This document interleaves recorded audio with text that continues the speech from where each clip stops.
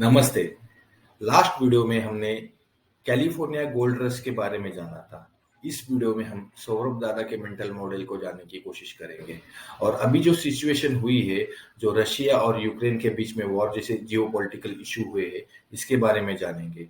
और ये जानेंगे कि इस तरीके की सिचुएशन जो पहली हुई थी, उसमें मार्केट ने किस तरीके से रिएक्ट किया था।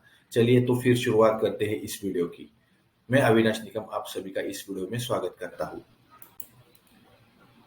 हमारी कहानी की शुरुआत होती है 1969 में, जब ऑस्ट्रेलिया ने पहली बार इंडिया में टेस्ट सीरीज जीती। उसके बाद उन्होंने कंसेक्यूटिव 15 टेस्ट विक्ट्री की और एक भी टेस्ट सीरीज और टेस्ट हम जीत नहीं पाए। और जब 2001 में बॉर्डर गावस्कर ट्रॉफी हुई, उसमें स्टीव वॉ ने डिक्लेयर कर दिया कि अगले आने वाली 16, 17 और 18 टेस्ट भी हम ही जीतेंगे। लेकिन इस बार ऐसे नहीं था। इस बार कप्तान गांगुली थे और दादा ने ये रिप्लाई कर दिया कि एंजॉय द रेस्ट, 16, 17, 18 टेस्ट भी हम जीत सकते हैं।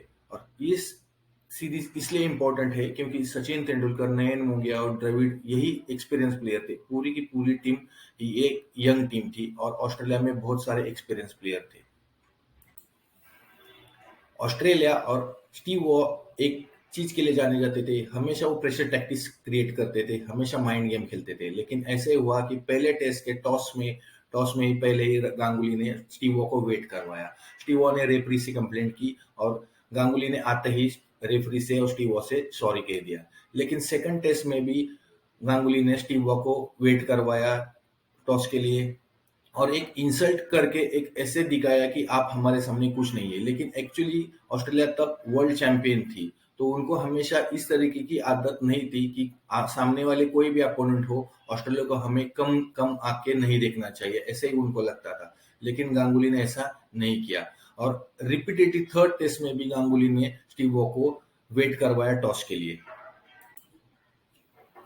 पहले टेस्ट की शुरुआत में ही नयन मोंगिया इंजर्ड हो गया और उसके जगह पे 12th मैन हेमांग बदानी को उतारा गया और हेमांग बदानी को पर्पसफुली गांगुली ने मैदान पे उतारा था और हेमांग बदानी ने आते ही उसका काम चालू कर दिया। वो हर एक बॉल पे स्टीव वॉ को शॉट सिलेक्शन के बारे में बात करता था, उसको बोल रहा था कि तुम्हारा ये बॉल पे ये इस तरीके का शॉट सिलेक्शन हो। थोड़ी देर के बाद स्टीव वॉ को भी गुस्सा आने लगा, जो अभी तक नहीं आया था। और स्टीव वॉ ने सरप्राइजिंगली हेमंग बदानी को बोला कि तुम पहले तो डेब्यू तो करो, क्योंकि हेमंग बदानी ने कभी डेब्यू भी नहीं किया था इंडियन साइड से। और स्टीव वॉ सरप्राइजिंगली हेमंग बदानी के हाथों ही कैच देके आउट हो गया। लेकिन स्लेजिंग में ऑस्ट्रेलिया हमेशा नंबर 1 रही है और ऑस्ट्रेलिया ने इसकी लाइन भी क्रॉस कर दी जब उन्होंने पर्सनल कमेंट करना चालू कर दिया गांगुली के खिलाफ की हाउस नगमा, क्योंकि उस समय नगमा और जो फेमस एक्ट्रेस थी उस समय की, उसका और गांगुली का कुछ अफेयर्स के रूमर्स थे और दोनों को कैसे लगेगा अगर ये पता चला। का इस तरीके कमेंट मैगरा ने जब चालू कर दिए तो गांगुली जी प्रेशर में आ गया और गांगुली का विकेट मैगरा ने ले लिया और ये पहली टेस्ट हम पूरी तरीके से हार गए। सेकेंड टेस्ट की शुरुआत में ही जवागल श्रीनाथ आउट इंजर्ड हो गए और जवागल श्रीनाथ की जगह दादा ओपनिंग करने के लिए, बॉलिंग करने के लिए आ गए। और पहले ही इनफॉर्म हेडन को जब वो बॉल कर रहे थे तो उधर जाके बोल रहे थे हेडन को कि अगर मैंने तुम्हें आउट कर दिया तो तुम्हारा करियर तो खत्म हो जाएगा। इस तरीके से दादा ने फिर एक बार माइंड गेम खेलना चालू कर दिया, डे 1 से ही उस पर अटैक करना चालू कर दिया। लेकिन ये सेकंड टेस्ट कोलकाता टेस्ट बहुत फेमस टेस्ट है क्योंकि हमें फॉलो ऑन के बाद भी इसमें जीत मिली थी।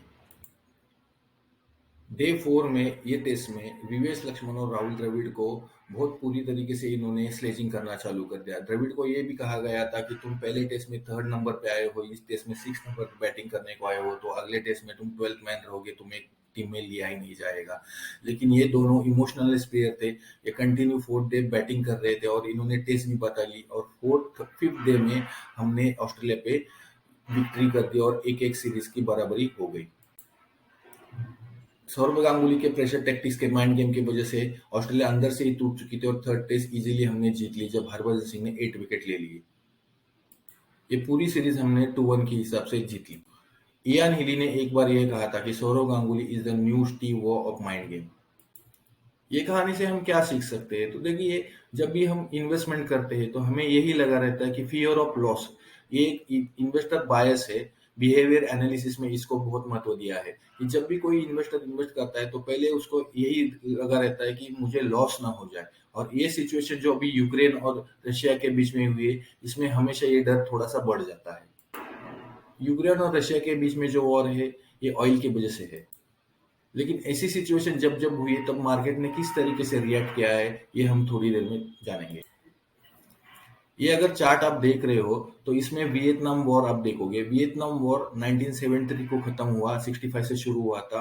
आफ्टर वॉर 43% का गेन एसपी यूएस मार्केट ने दे दिया था। गल्फ वॉर में भी सेम ऐसा ही हुआ था, 7 महीने तक गल्फ वॉर चली और गल्फ वॉर में भी बहुत अच्छा खासा रिटर्न मार्केट दे गया। इराक वॉर में भी इस तरीके से हुआ। 2003 में इराक वॉर चली थी और इराक वॉर 2011 में खत्म हो गई, लेकिन 84% से यूएस मार्केट ऊपर गया था।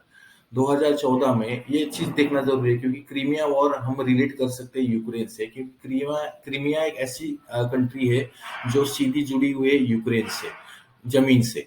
लेकिन क्रीमिया और यूक्रेन और रशिया के बीच में समंदर है। तो क्रीमिया रशिया को चाहिए था, तो क्रीमिया में एक रेफरेंडम किया गया और रेफरेंडम में क्रीमिया के लोगों ने रशिया के साथ जुड़ने का फैसला लिया और पुतिन ने उस समय एक कोल्ड वॉर करके क्रीमिया को खुद के कब्जे में ले लिया। ये सेम सिचुएशन अभी यूक्रेन में चल रही है, लेकिन ये एक जियो पॉलिटिकल इश्यू है, इसको वॉर नहीं कह सकते क्योंकि उस समय भी नाटो ने और यूएस ने बहुत सारी पेनल्टी लगाई रशिया पे, लेकिन रशिया ने उसके अगेंस्ट कुछ नहीं किया। जो रशिया को करना था वो रशिया ने कर दिया।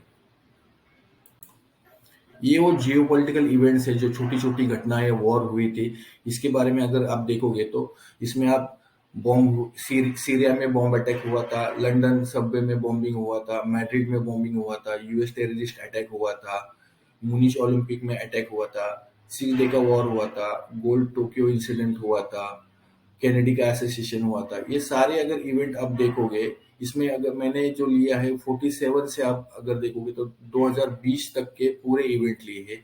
इसमें S&P 500 एवरेज एक दिन का गिरा है 1.2% और टोटल गिरा है एवरेज 5%। और कैलेंडर डेज में देखोगे तो बॉटम हुआ है 22 डेज में और ये बॉटम से रिकवरी जो हुई है वो एवरेज हुई है 47 डेज में। यानी अभी जो सिचुएशन हुई है हम डेटा पॉइंट्स के हिसाब से ये कंसीडर कर सकते हैं, ये एज्यूम कर सकते हैं कि अगले आने वाले 47 डेज में 1.5 महीने के भीतर मार्केट रिकवर कर जाएगा। तो डेटा पॉइंट के हिसाब से अगर हम ये पता है कि मार्केट रिकवर करने वाला है तो क्यों नहीं हर एक इन्वेस्टर को इन्वेस्टमेंट करना चाहिए, क्योंकि मार्केट ने ये हमें नो बॉल दिया है। और एक फेमस इन्वेस्टर है विजय केडिया जी। विजय केडिया जी ने एक बार कहा था कि अगर आपको मार्केट में नो बॉल मिला है तो उसके ऊपर आपको 6 मारना है, ना कि 1 रन बटोरना है। अगर आपने 1 रन ले लिया तो आपने 5 रन गंवाए है। तो ये मार्केट ने हमें नो बॉल दिया है।